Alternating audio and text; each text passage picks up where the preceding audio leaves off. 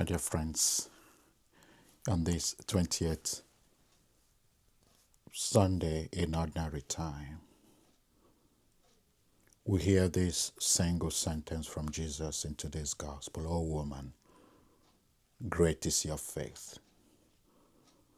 This is one of the most surprising, hope-filled, and challenging lines in all of the scripture.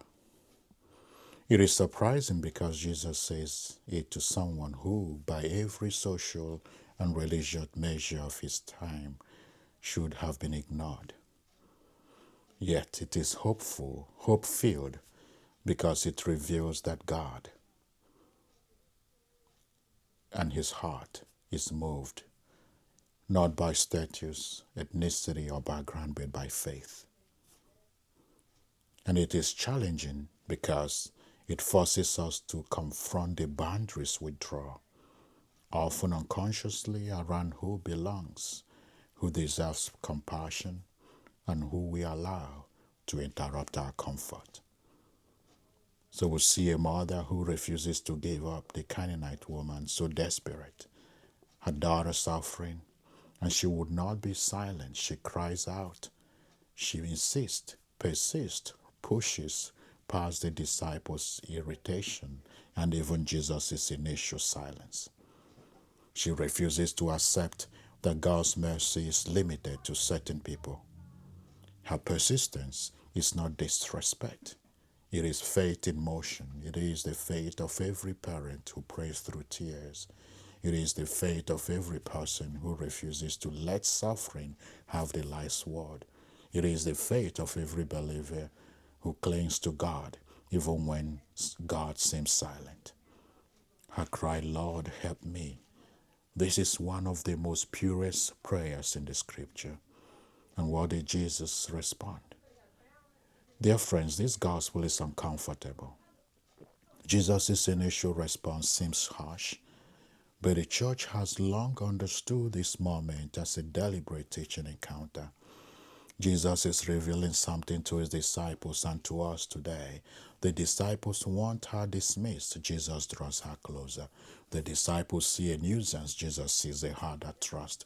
The disciples want boundaries. Jesus expands the mission.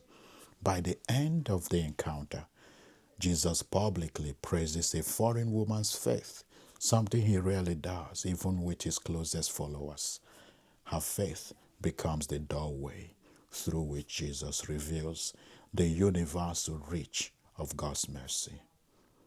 God's mercy is always larger than our boundaries.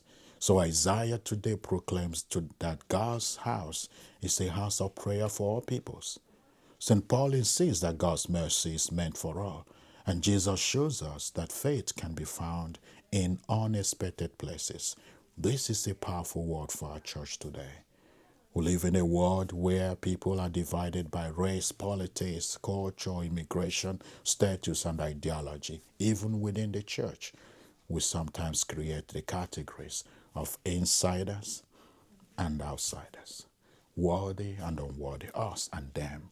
But the gospel shatters those categories. The Canaanite woman reminds us that God often speaks through the voices we are tempted to ignore.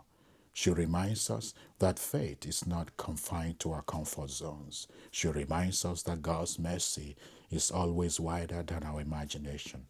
This is what it means for us today. That this gospel invites us to three movements. Listen to the voices we overlook. We who are the people crying out today, seeking justice, healing, dignity, or compassion, whose voices we prefer not to hear. The poor, the immigrant, the marginalized, the lonely, the grieving, the young who feel unseen, the elderly who feel forgotten. The second, let our faith be persistent. Faith is not passive. Faith wrestles. Faith cries out. Faith keeps praying even when God seems silent. Faith refuses to let go of hope. And lastly, allow God to expand our hearts. If Jesus could be moved by the faith of someone outside the expected boundaries, then we too must allow God to stretch our compassion beyond what feels comfortable. My dear friends, the Canaanite woman teaches us that faith is not about having perfect theology, belonging to the right group. Faith is about trust, raw, persistent, humble, trusting. And Jesus responds, "O woman, great is your faith." May He say the same to us. May we find in us faith that persists, compassion that expands, and a heart that refuses to limit the reach of God's mercy. May God bless you and have a beautiful Sunday.